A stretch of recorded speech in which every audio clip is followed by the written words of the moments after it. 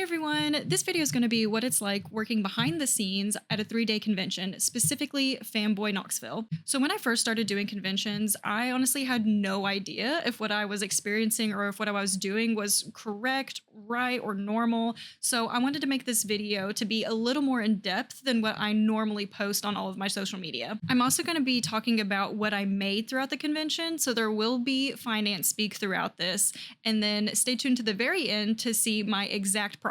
Hi, so I'm editing the video right now, and I just wanted to really quickly hop in and say that I am not trying to brag about money at all during this entire video. I do talk about how much money I make and at what times and when I pay my booth off. I break down the entire money situation for the full weekend, but I don't want to come across like I am bragging about it in any way. So I wanted to clear a couple things up. One, I put hundreds of hours into this convention because two, this is my only convention for the entire year. So the numbers that I'm about to throw out are not just a very typical, oh, I work conventions like every other week, I go to markets every other week. This is the only one that I do. So I just wanted to make that very, very clear. I don't want this to be like, I just don't want you to like see this and think, oh, well, I don't do that, so I must be doing something wrong. No, you're not doing literally anything wrong. I just wanted to really emphasize that I am not trying to brag. I am not trying to be showy in any way. I just wanted to be extremely, extremely transparent on everything about this weekend.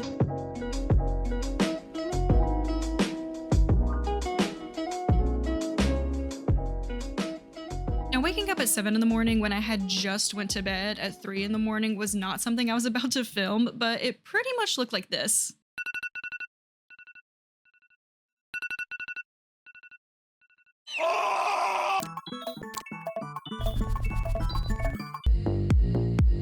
My mom showed up at my apartment at 8:30. We loaded up my car with anything that we hadn't set up the day before, and we hit the road.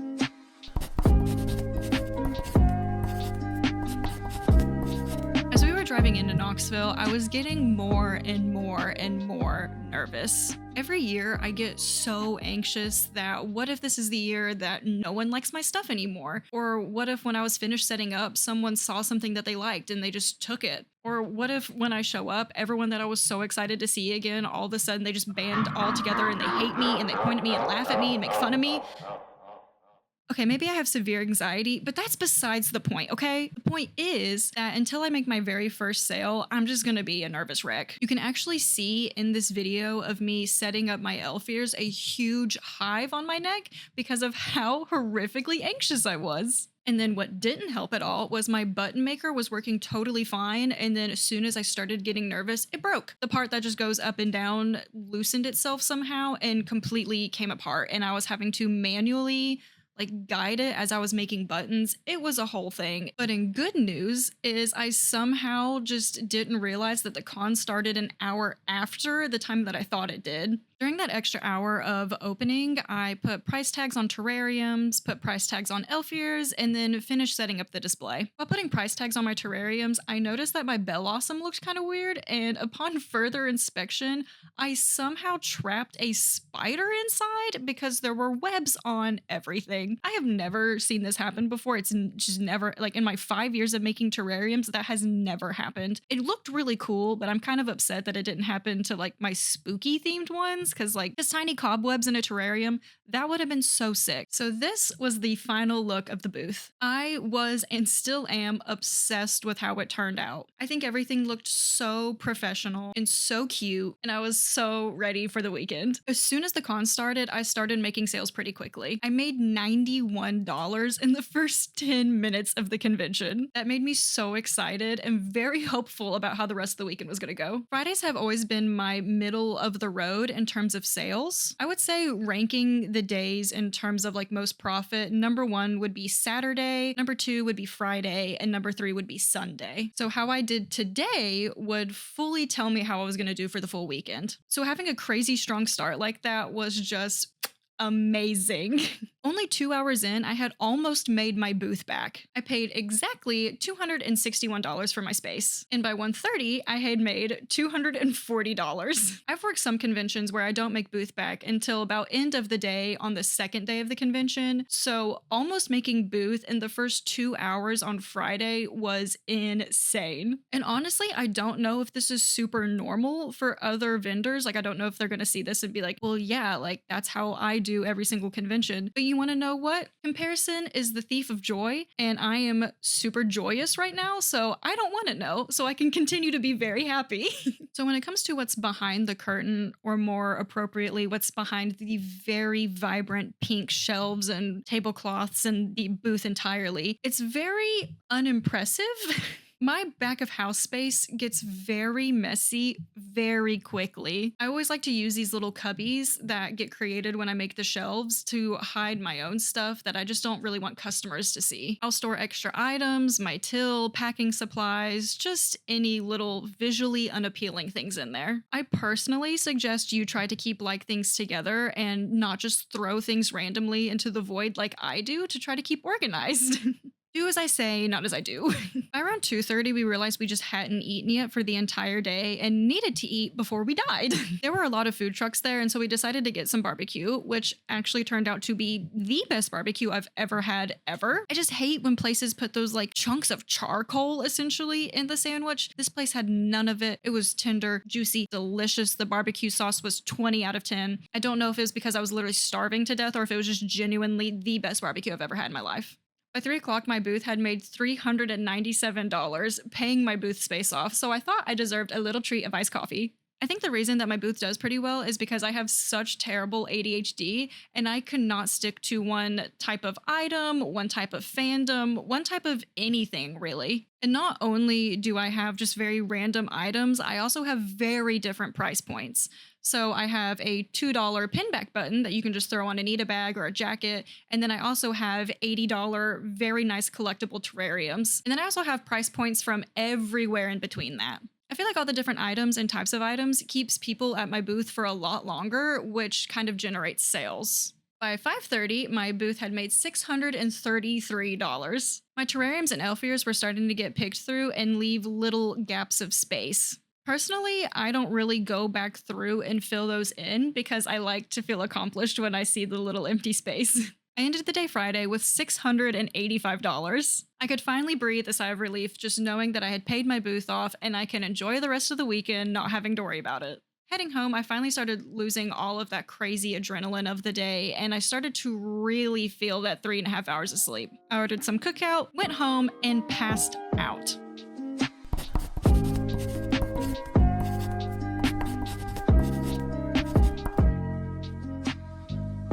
With how amazing Friday went, I was so excited going into Saturday. I had a very crazy goal of attempting to double what I made Friday. With how busy Saturdays typically are at Fanboy, mixed in with the absolutely amazing actors and actresses that they got, I had a feeling I was going to be able to hit this goal. We opened at 9:30 and it started off really strong with a sale of my mystery Pokemon keychains. I had also realized that the day before, I didn't have any kind of like cardboard backing to put in my packages if I sold my Monster Hunter poster.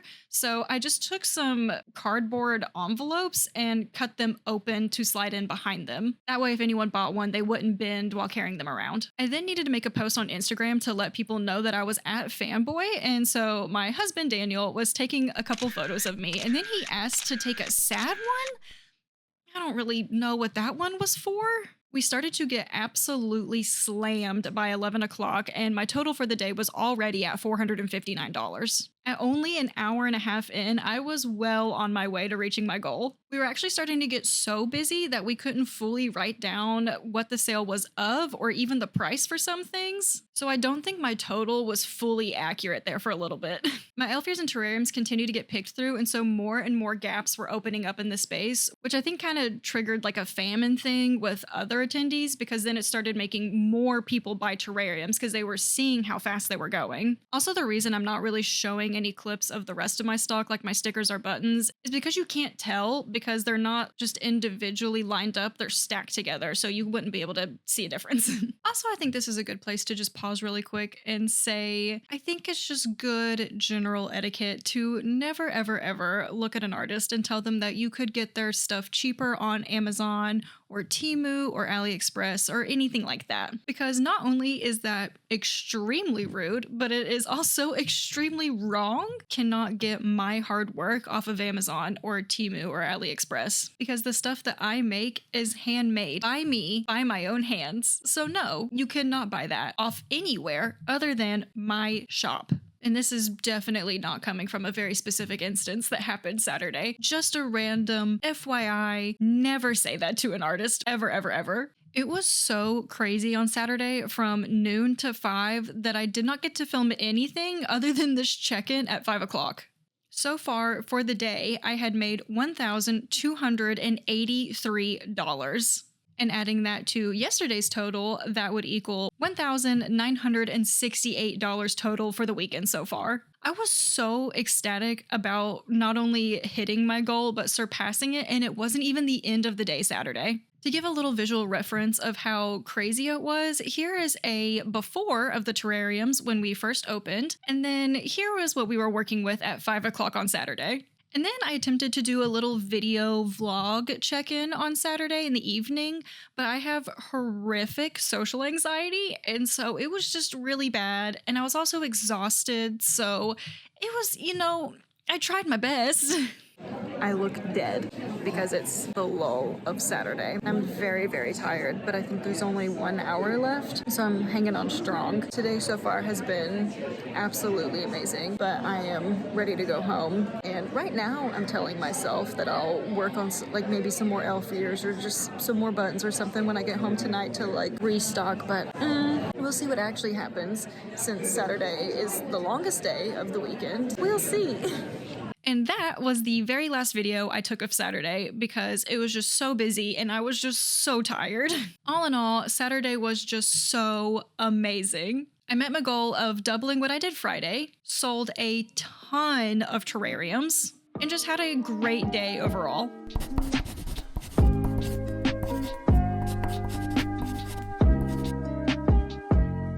Sunday, my goal was pretty much just to have a good day, make some art trades, and talk to some friends of mine. I had already met my profit goal, so I was able to just kind of relax and not have to really worry about making any sales today. We started Sunday off with $2,170. From previous fanboys, I was expecting to make about a third of what I made on Friday. Since I made $685 on Friday, that meant I was expecting to kind of make around $226 on Sunday. So rough estimate for the day was going to be a little over 200, but if I didn't make that, I was more than okay with that from just how amazing the whole weekend had been already. But very thankfully for me though, sales did continue. Since Sunday is a much more chill day, I was actually able to take clips of what me and Daniel were up to the whole time. It mainly consisted of me being able to just sit down for once and then watch people's body language on if they wanted me to approach them and talk to them while they shopped or just kind of give them their space and let them silently shop. We also tried to take some really cute, super aesthetic videos that we definitely got in one try and didn't have to try over and over again.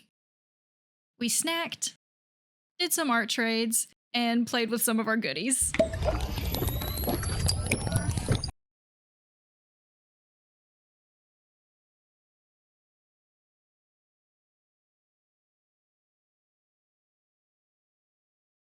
Also, if you see anything that you like from the clips that I just showed, I'll have everybody tagged below with like the description of the item and then their usernames and where to find them. After doing some thorough goofing off for the day, I decided to do a check-in at 5 o'clock. My current total for the weekend was $2,445. That meant that I had made $275 for the day, which beat my goal. We still had about an hour left, which is typically the absolute dead hour. Vendors are starting to pack up to start their long travels back home, or they just know that it's going to be super dead, so they would just rather beat the traffic. I was also thinking about going ahead and packing up, but Daniel told me just wait. We live super close to here. This is your one big con of the year. Might as well just stick it out to the very, very, very, very end. And oh my goodness, I am so glad I listened to him. We sold another terrarium, which then took my total from the beginning of the con from 29 large terrariums all the way down to 6. I have never, ever sold that many terrariums in a convention before, ever. I don't know if the crowd was more Pokemon fans this year, if it was just the star-studded cast bringing more people in, or if my terrariums got even better,